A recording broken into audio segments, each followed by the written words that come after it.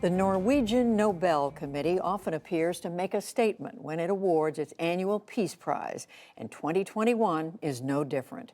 Two journalists, Maria Ressa of the Philippines and Dmitry Muratov from Russia, were recipients at a time when the free press is under global attack and the truth is too often hard to find. Nick Schifrin explains. For a journalist whose government convicted her of crimes to try and force her silence, today was validation. When the state's power is focused on journalists, that the way you fight back is by doing your job. For an editor whose newspaper lost 6 journalists to murder, today was a symbol of journalistic sacrifice. This award is for our fallen professionals who gave their lives for our profession. Maria Ressa was a CNN correspondent and Time Person of the Year who started the independent news outlet Rappler in the Philippines. Shoot him dead. Rappler exposed Filipino President Rodrigo Duterte's drug war and its brutality.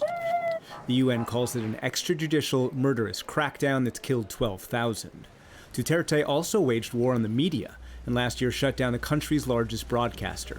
Ressa has faced 10 arrest warrants and still has 7 legal cases pending. We are fighting for facts. Today, in a conversation with a Rappler reporter, she said that those in power and technology companies maintain control not just through the gun, but by manipulating the pen. When we live in a world where facts are debatable, when the world's largest distributor of news prioritizes the spread of lies laced with anger and hate and spreads it faster and further than facts, then journalism becomes activism. The Nobel Peace Prize Committee realized that a world without facts means a world without truth and trust.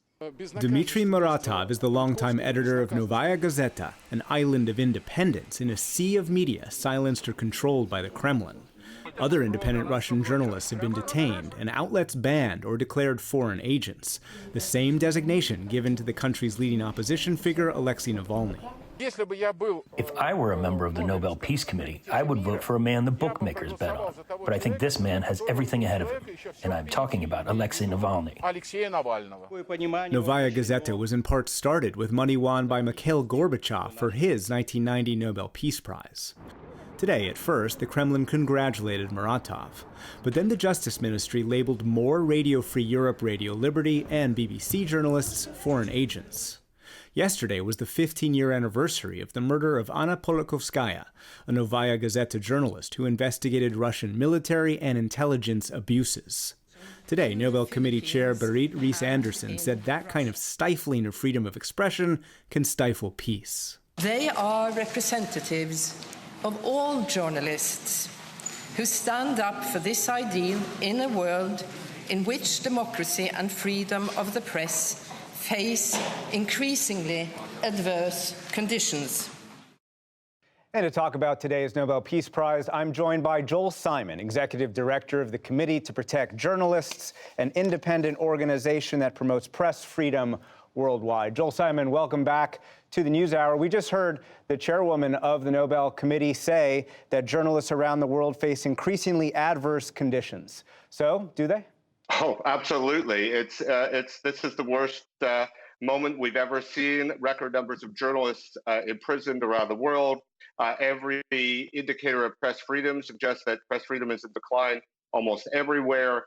States are deploying violence against journalists. You have the example of Jamal Khashoggi, the Washington Post columnist who was murdered by the Saudi government, dismembered and disappeared.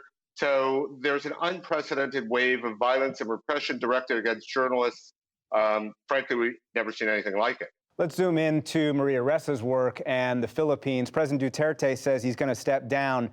Does the crackdown that he initiated end with him? Was the crackdown personal? Or, in fact, could the crackdown continue because he has helped it be institutionalized? He's used systematic campaigns of harassment. He's used social media to spread lies and disinformation. He's waged sort of a frontal assault on critical journalists, including Maria Ressa. So that's an institutionalized practice that probably will outlast him, and it's something we're seeing not just in the Philippines, but in these kinds of modern authoritarian states around the world. Moving to Russia, there's been an unprecedented attack by the Kremlin on any dissent and any critical media over the last year. Has it worked?